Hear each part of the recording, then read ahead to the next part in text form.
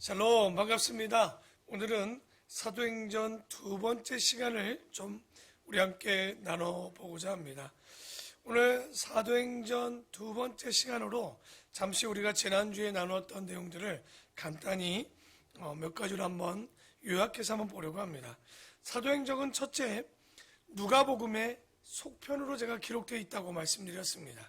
그러니까 누가복음 이후에 똑같은 대상자에게 아마 데오빌로라는 사람에게 쓰여진 것처럼 보여지는, 그러니까 누가복음의 속편처럼 기록되어 있고요.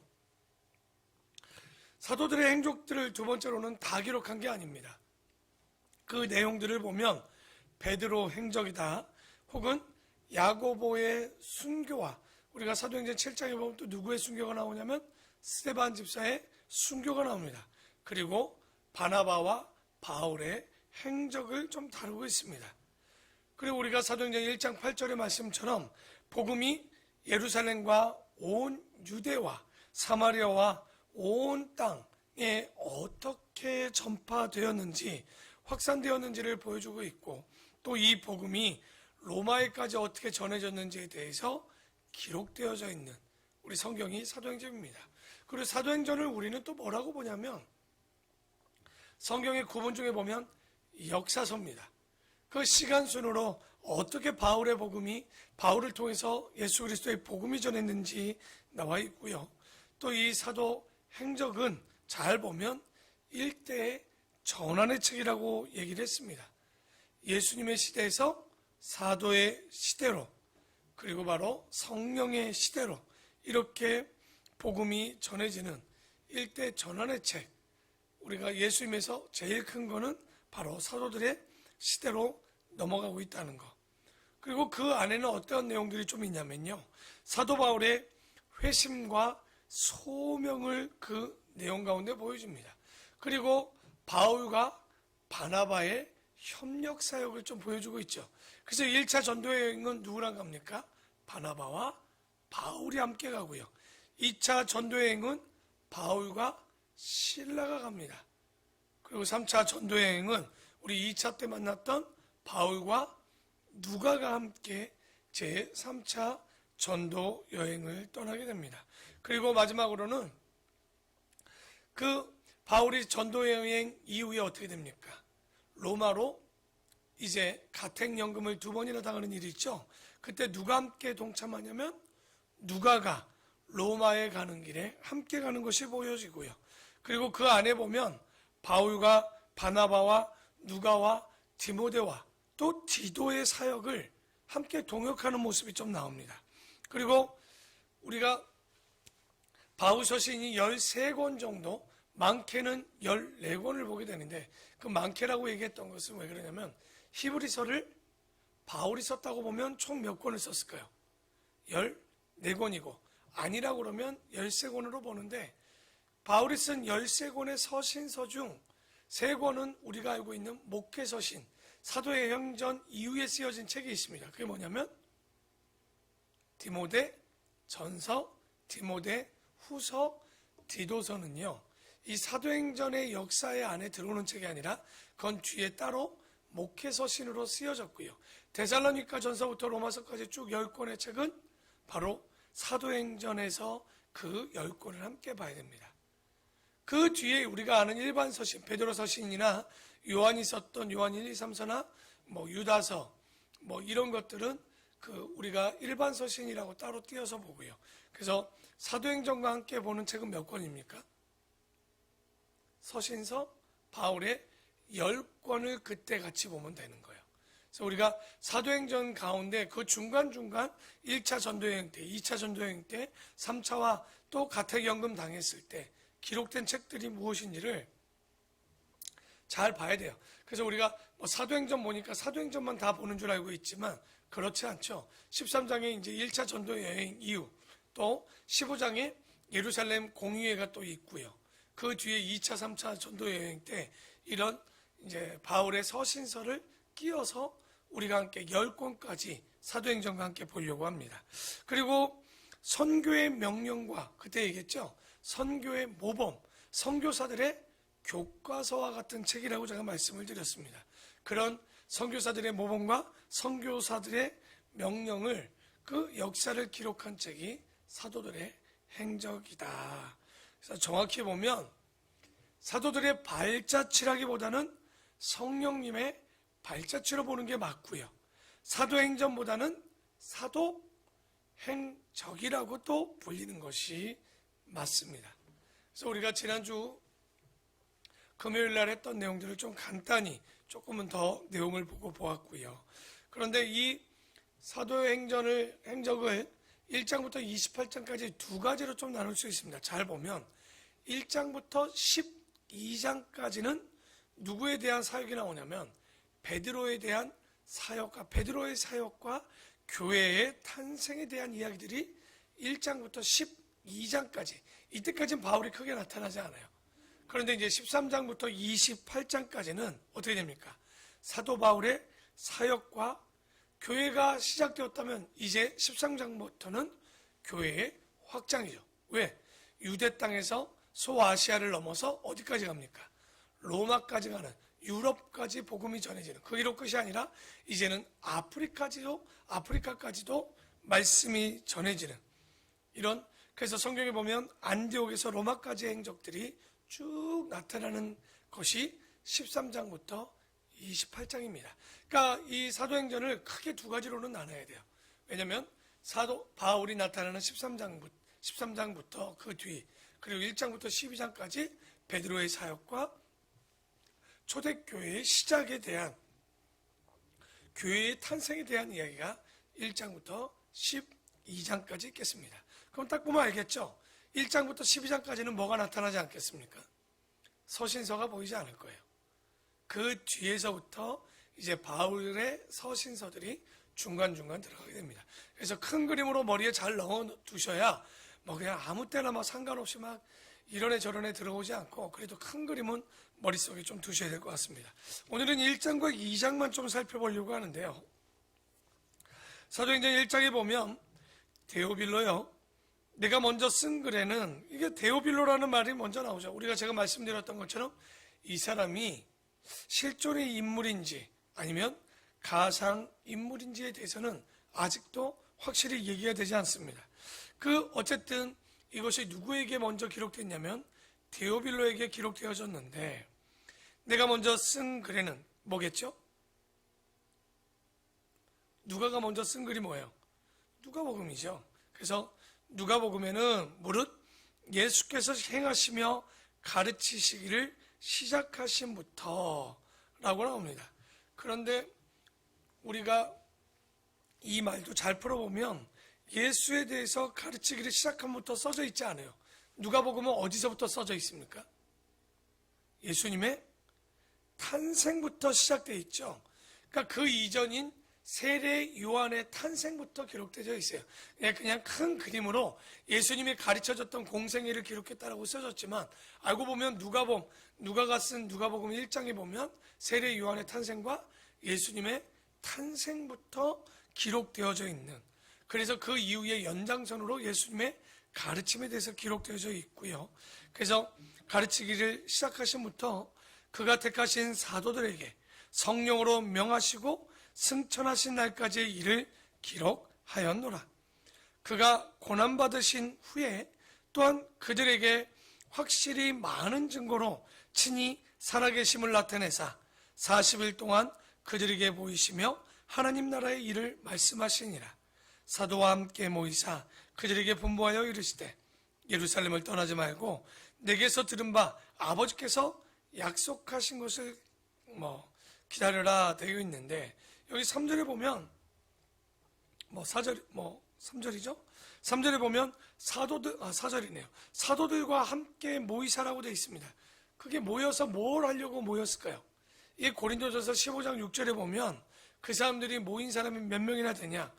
500여 형제가 일시에 누구를 보게 됩니까? 바로 부활하신 예수 그리스도. 이게 왜 중요할까요? 아마도 예수님의 부활을 로마나 제사장들이나 바리새인들 입장에서 증인들이 없었으면 어떻게 했을까요? 저거 사기다. 죽은 걸 시체로 움직였을 거다. 죽지 않았는데 죽지 않았을 거다 이렇게 막 별의별 소리가 났을 겁니다. 그런데 죽었는데 그 이후에 나타나서 부활하시고 승천하시기까지 몇 명이 본 거예요 지금? 최소 500명입니다. 근데 그 외에 수많은 형제들에게 또 보여주시지 않았습니까? 그래서 감남산에서 승천하기까지 이 많은 형제들에게 보였는데 꽤 많은 사람이 봤기 때문에 이거를 사기라고 보기가 어려운 거예요. 그래서 그때가 언제였습니까? 절기상으로 보면 6월절 명절을 지키고 며칠이 지나간 거예요 지금. 우리가 성령 강림이 언제 일어났다고 그랬죠? 막아야 될 거. 오순절이잖아요. 그러니까 이거 잘 시간상으로 기록하셔야 돼요. 예수님이 6월절 전에 돌아가시고 6월절이 되어서 그 안식 후 첫날에 부활하시고 며칠이 지난 이후에 지금 50일이 지나면 절기상으로 뭐가 오는 거예요? 오순절이 있는 거예요. 그러니까 성지순례로 올라왔던 사람들, 다시 가까운 사람들 말고 멀리서 올라온 사람들은 절기를 하나 지키는 게 아니라 최소한 2개가 아니라 실제는 3개까지 지키겠죠. 초실절까지 아마도 그들이 지킬 텐데 아마도 그렇게 보면 3개의 절기를 한 번에 지키고 있는 거예요. 그 가운데 보면 지금 어떤 절기를 지키고 있습니까? 잘 보면 오순절을 우리가 지키고 있게 되는데요. 그러니까 그 오순절 때 그 남아있는 이 사람들은 유대 땅 사람들만이 아니었다는 거죠. 그러니까 막 이 사람들이 여러 지역에 있던 사람들이 이 예수를 만나게 되는데, 부활하신 예수를 보게 되는데, 사전에 다시 한번 보면 사도와 함께 모이사 그들에게 분부하여 이르시되 예루살렘을 떠나지 말고, 그랬기 때문에 만났겠죠. 내게서 들은 바 아버지께서 약속하신 것을 기다리라고 얘기합니다. 그래서 기다렸기 때문에 예수님의 승천도 보았고 약속한 거를 만나요. 약속한 게 뭐겠습니까? 성령입니다. 그러니까 이런 거 잘 기억해 놓으셔야 돼요. 성령을 약속하신 거예요. 성령의 강림을 이야기한 건데 5절에 자 봐라, 요한은 물로 세례를 베풀었으나 너희는 몇 날이 못되어 성령으로 세례를 받으리라 하셨느니라. 그러니까 성령으로 세례를 받게 하신, 그러니까 떠나지 말라고 했기 때문에 제자들은 아마도 딴 생각을 했을 거예요. 그러니까 성령이라고 생각하지 않았어요. 6절에 바로 나타나요. 그들이 모였을 때 예수께 여짜여 이르되 주께서 이스라엘 나라를 회복하심이 이때니까. 아직도 이들은요 구약의 메시아를 벗어나지 못하고 있어요. 그들이 생각하고 있는 메시아는 뭐예요? 아직도 유대 땅을 구원할 정도의 메시아로 보는 거예요. 이 땅에 하나님의 아들, 하나님 되어주시는 예수님, 우리를 죄 가운데 구원하실 메시아가 아니라, 그리스도가 아니라 오히려 그냥 로마의 압제로부터, 헤롯의 압제로부터 벗어날 정도. 그러니까 이거 누가 얘기했겠습니까? 항상 생각해 보는데 이런 얘기는 베드로 아니면 할 사람이 없을 것 같아요. 그러니까 베드로가 아마, 이분이 말이 없으면 이상한지 항상 뭔 말을 해요, 하기는. 그래서 이렇게 말씀을 했는데, 이르시되 때와 시기는 아버지께서 자기의 권한해 주셨으니 너희가 알 바는 아니다. 다 8절을 한번 다 같이 읽어볼까요? 시작. 오직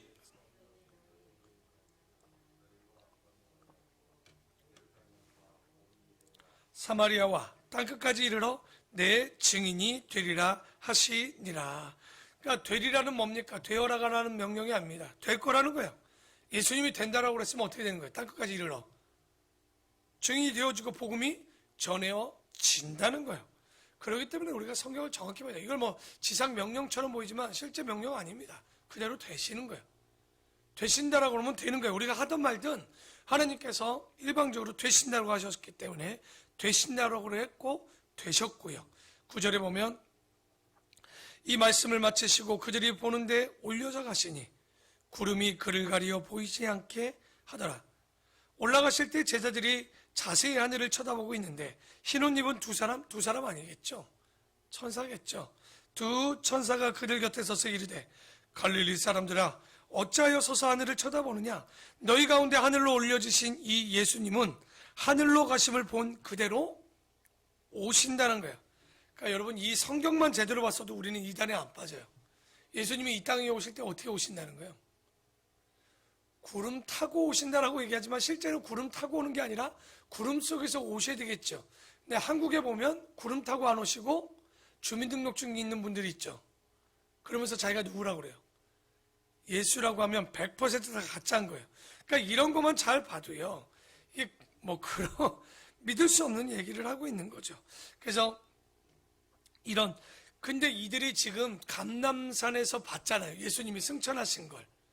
그런데 어디로 오신다고 그랬어요? 다시 가심을 본 그대로 온다고 그러니까 예수님이 승천할 때 제일 먼저 어디서 승천하신 것처럼 보입니까?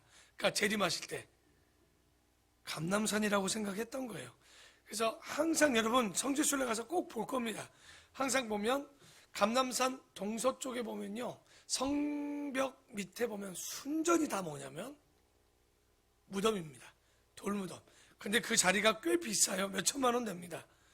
그러니까 왜냐하면 그들이 그게 묻히고 싶어하는 이유는 예수님 재림하실 때 제일 먼저 함께 재림하고 싶은 거예요. 그런 마음들이 있었던 거죠. 그리고 이 이야기 이후에 가룟 유다 대신에 마띠아 뽑는 장면이 나옵니다. 그 이제 21절부터 22절까지 뭐 이런 장면을 보는데 그것도 한번 봐야 되겠네.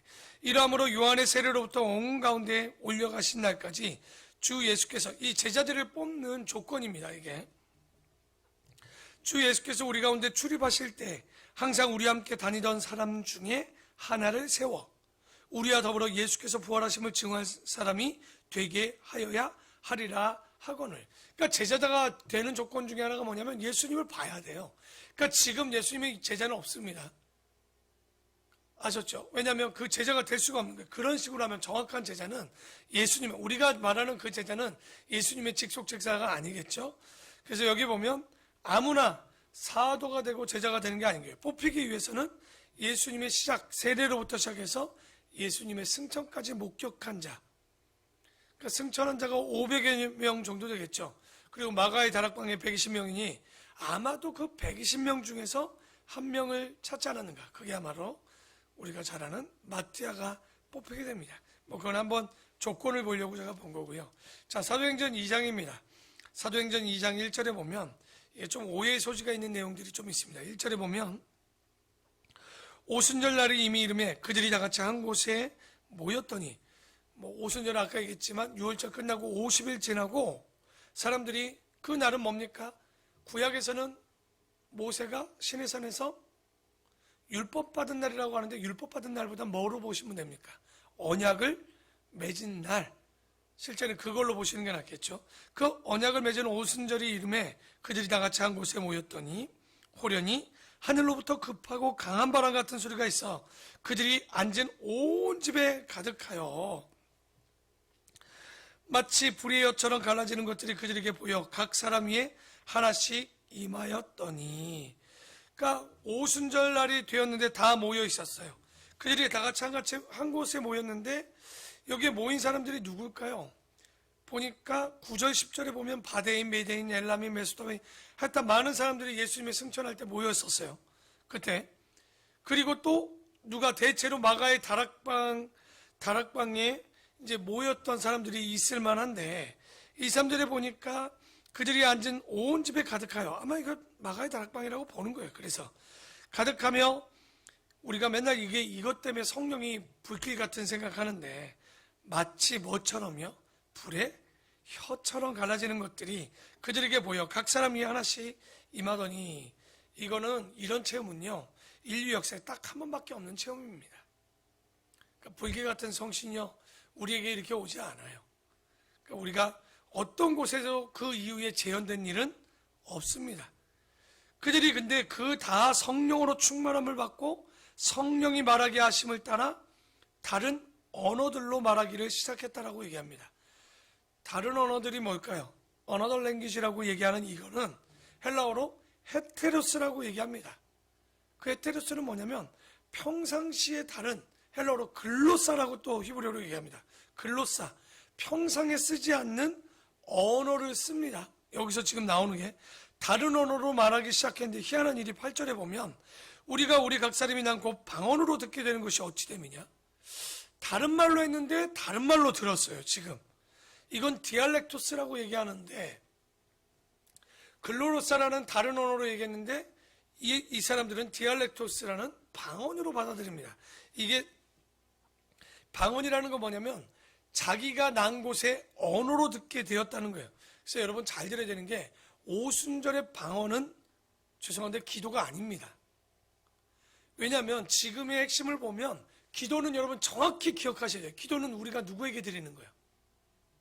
하나님께 드려야 되는데 다른 언어로 얘기했더니 누가 들었어요? 듣기로는 다른 사람들이 방언으로 들었다라고 나왔단 말이에요. 이 이야기는, 이 이야기들을 좀 그 지역 언어로 들었는데, 그러니까 예를 들어서 베드로가 기도해서 했는데 누가 들었다는 거예요? 히브리 언어로 얘기했는데 다른 말로 그들이 각자의 방언으로 다 들었습니다. 15개국의 사람들이 그 얘기, 제가 한국말로 하는데 미국 사람은 미국말로 들리고 일본 사람은 일본말로 들리고, 그러면 15개국만 될까요? 150개국도 될까요? 150개국도 되지 않을까. 그러니까 이건 진짜 신비한 건 하나님께 드려진 기도가 아니라 그들의 귀에 이렇게 들린 아주 놀라운 사건인 거예요. 그래서 한번 우리가 뭐 방언 하는데 이 한번 봅시다. 5절에 보니까 그때 경건한 유대인들이 천하 각국으로부터 와서 예루살렘에 머물러 있더니, 이게 6월절부터 온 사람들이죠. 이 소리가 나며 큰 무리가 모여 각기 자기의 방언으로 제자들이 말하는 것을 듣고 소동하여 다 놀라 신기하여 여겨 이르되, 보라, 이 말하는 사람들이 다 갈릴리 사람 아니냐? 우리가 어찌 각 사람이 난 곧 방언으로, 그러니까 그들의 언어로 했는데 지금 듣는 사람들은 다 뭐로 듣는 거예요? 자기들이 난 곳에 방언으로 듣게 되는 것. 그러니까 지금 얘기하고 싶은 건 뭐냐면, 하나님께 기도했다라고 그러면 하나님께 들리는 기도를 했어야 되는데 그게 아니라 들리는 거에 더 초점이 돼 있단 말이에요, 말 자체가. 그래서 그 사람들이 누구냐? 바데인과 메데인과 엘람인과 메소포타미아인과 유대와 갑바도기아와 본도와 아시아, 부르기아와 밤빌리아와 애국과 구레네 가까운 리비아 여러 지방에 사는 사람들과 로마로부터 온 나그네, 곧 유대인과 유대교에 들어온 사람들과 그레데인과 아랍인들과 우리가 다 우리의 각 언어로 하나님의 큰 일을 말함을 듣는도다 하고, 그래서 각 방언으로 듣게 되는데, 이런 놀라운 일들이 지금 오순절 이후에 성령이 임한 이후에 나타나는데, 그러면 그 성령이 임한 사람들이 어떻게 사냐? 43절입니다. 마지막, 사람마다 두려워하는데 사도들로 말미암아 기사와 표적이 많이 나타나니 믿는 사람이 다 함께 있어 모든 물건을 서로 통용하고 또 재산과 소유를 팔아 각 사람의 필요를 따라 나눠주며 날마다 마음을 같이하여 성전에 모이기를 힘쓰고 집에서 떡을 떼며 기쁨과 순전한 마음으로 음식으로 먹습니다. 그러니까 성령이 모이는 것을 굉장히 기뻐했죠. 그리고 뭐 합니까? 만나서 교제하고 가르치고 가르침 받고 깨닫고, 우리가 요한복음 14장에 보았던 성령의 일들이 일어나는 거예요. 뭐 더 자세한 내용은 이 뭐 통용이라는 것이 실제 그냥 일반적인 게 아니라 예루살렘이 종교도시다 보니까 다 이제 그들이 그 먹고 마시는 일들이 예수 믿는다고 다 끊겼기 때문에 이런 일들이 있었죠. 자기들의 재산들을 내놔서 다 먹고 마시는 거예요. 어쩔 수가 없는 거예요, 이제는. 그런 일들이 있었는데, 자, 마지막 47절 읽고 마무리합시다. 하나님을 찬미하며 또 온 백성에게 칭송받으니 주께서 구원받는 사람을 날마다 더 하게 하시니라. 그래서 우리가 여기서 보는 건 예수 믿는 자들이 꼭 나타나야 되는 게 하나 있습니다. 온 백성에게 뭐를 받는다고 되어 있습니까? 칭송을 받아야 돼요. 교회가 욕 먹으면 안 됩니다. 성도가 욕을 먹으면 안 됩니다. 그러니까 우리가 사는 방법이나 자세나 이런 것들은 달라 있지만 결론적으로는 우리가 사나 죽으나 예수를 통하여 칭송받고 칭찬받는 사람이 돼야 돼요. 여러분, 우리가 구약부터 지금까지 오고 있습니다. 요셉 미움을 받던가요? 아니요. 칭찬받죠. 다니엘, 느헤미야, 에스라, 성경의 인물들 한 사람 한 사람을 다 보면 진짜 하나님 앞에 바르게 된 자들은 욕먹는 자들이 아닙니다. 다 칭송을 받는 거예요.